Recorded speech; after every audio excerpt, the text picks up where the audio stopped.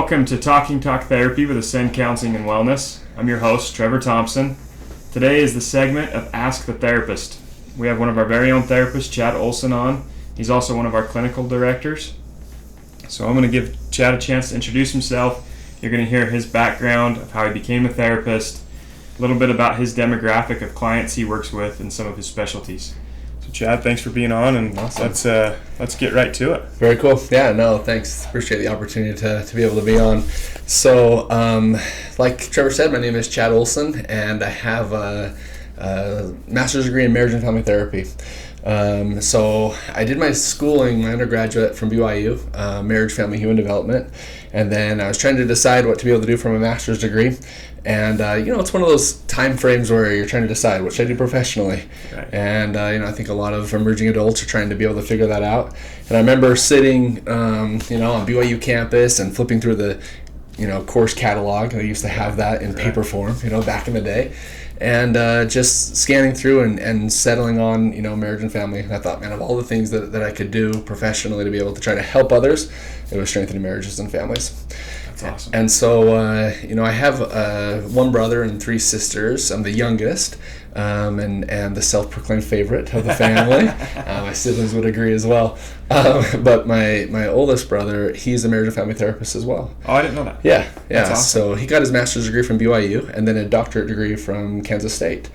He's kind of went the medical family therapy route. That's cool. But it gave me an opportunity to be able to, get to know from his perspective, what was it like and how did he enjoy it. And honestly, he guided my decisions a lot. He's one of my mentors.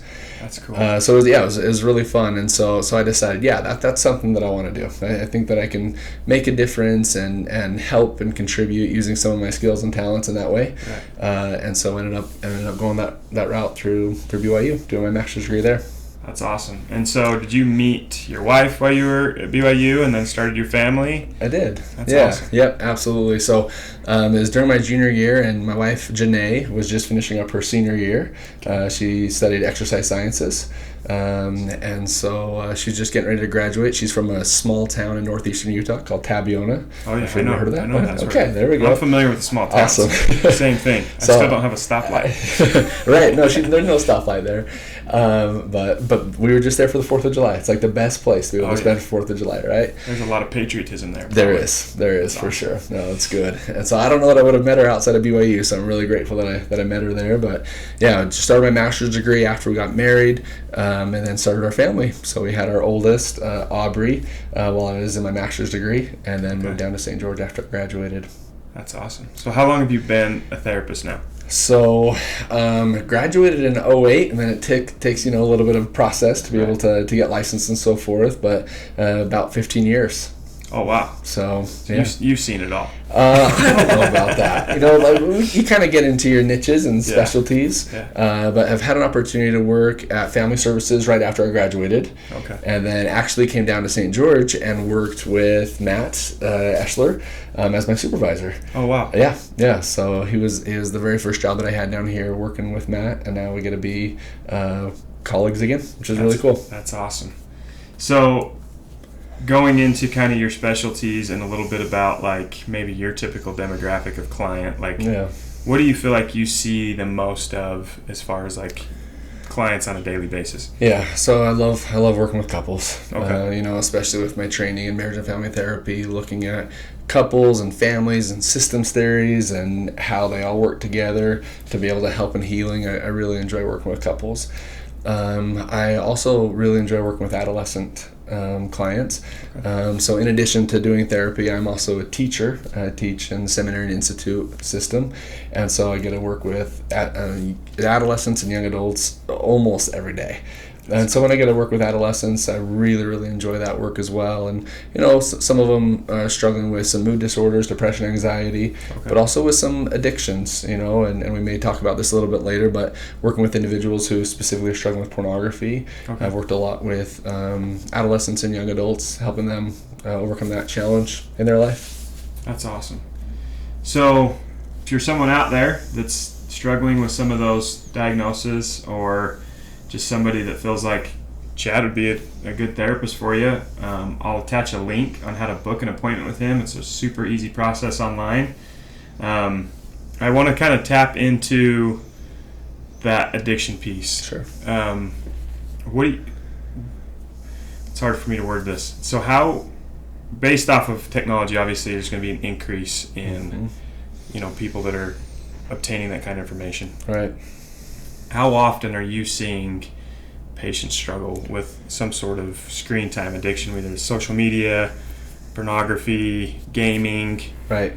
Out of all your clients, it's probably hard to put a percentage on it, but how many of them do you feel like are struggling with that? Yeah, I think it's a common challenge, and again, some of it may err into like the side of addiction. It's a pretty strong word, if we're going to use the traditional language or term of addiction, but definitely have several that have challenges with that. And like you said, it's a variety. Sometimes it is pornography, sometimes it's just social media. It could be screens, could be gaming, could be a variety of things. I think when it becomes problematic is when we're talking about like a good, healthy coping mechanism, stress outlet, and then it starts to take over. It starts to be able to impede in different areas of their life. And for my adolescent clients, sometimes it's school, academic performance, or in their social relationships.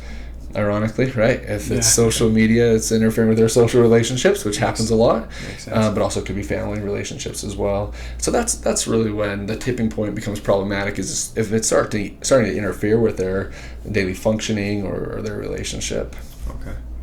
So from a teen standpoint, are you noticing, although somebody may have a ton of followers, socially they're struggling with their normalcy to interact and engage and build deep, meaningful relationships? For sure. I think there's a lot to that, and I think I'm trying to think of the best way to be able to answer this briefly. But as human beings, we're meant to be able to connect with each other, and our brains are wired to be able to connect with each other. In fact, there's a neurotransmitter that rewards us when we have trusting, loving relationships and friendships and face-to-face interactions. The neurotransmitter is oxytocin. Right. So, when you think about this idea of a digital age, which again, there's lots of beautiful things about technology, and I'm a huge advocate for the proper use of technology, but that much of our technology is designed for dopamine releases instead of oxytocin releases. Okay. Right? It's that dopamine that's like accomplishment, I'm able to do things, or even like that serotonin where I'm getting this approval from other people. Yeah. And that feels good, right? Problem is dopamine and serotonin can be highly addictive, and oxytocin isn't. Right. And so ironically, like you said, you might have a lot of followers, but there can be that challenge of trying to be able to rely on the approval of others, which then can interfere with one's security, their worth, and can have some challenges there. The other interesting thing is kind of just a little bit of a side note, but life is stressful. Right, and we're coming out of the pandemic, and that caused a lot of stress. But just inherently, there are stresses in life for adolescents. It's relationships, it's academics, it's sports, it's whatever they're involved in. That can be really stressful. Right. So when we have these high levels of stress, we have cortisol in our system. What I think is really interesting is that oxytocin and cortisol are inversely related. So if I want to decrease the level of cortisol or stress in my system, I increase the level of oxytocin. Wow. It's kind of cool, right? Yeah. So we think about having these friendships and these connections that are built on trust and respect and love, and they're in person, they're face to face, or hand on the shoulder, hey, good to see you, Right. That releases oxytocin into our bloodstream, and therefore decreases our levels of cortisol. So I just think, in a stressful, we don't have to talk too much about this, but during the pandemic, when we were kind of isolated, and we didn't have as many opportunities to be able to connect socially, especially different people in different living situations. But what that basically says is your cortisol is up because you're living in a stressful time, and your oxytocin is down because you don't have the connection. And I think probably most of us felt a little bit of that, right? I think so. Yeah. Especially when you're being forced or mandated to stay home. Yep. Now all of a sudden there's maybe that little bit of oppositional part of you that's like, well, I don't want to stay home. Yeah. You can't make me stay home. Right. But then again, there was all of the messages about hey, it's very susceptible to old people. Yep. And you don't want to be that guy that goes and gets your grandma sick or somebody else's grandma sick. And so I think we all felt that ripple effect of I miss my relationships. Yeah. And it's probably, we haven't seen the long-term impact of this yet. Right. But maybe some of those youth that spent the first 2 years of their life or their crucial developmental years Sure. locked down. Yeah. I'd be curious to see how that plays out. Yeah, no doubt. And as I mentioned earlier, being in the educational realm as well, transitioning from in-person instruction to online instruction, there's a difference. They crave being with each other, and having that face-to-face interaction. And I think that there has been, over the past couple of years, an increase, at least here at Ascend, and I think this is probably a fair statement generally, an increase in individuals seeking help for their mental and emotional health, which I think is actually awesome. Maybe in some ways it's decreased the stigma that is typically associated with seeking out some counseling, to be able to normalize it, to say, man, life is tough. It's a stressful situation. And so we've had, over the past couple of years, a steady increase of individuals seeking out help, which we're saying are so glad that we can be in a place to be able to help individuals as they are dealing with the stresses of life, for sure, but maybe specifically coming out of the pandemic. Okay. And that's one thing I want to ask every therapist that comes on here, and hopefully provide some information for you.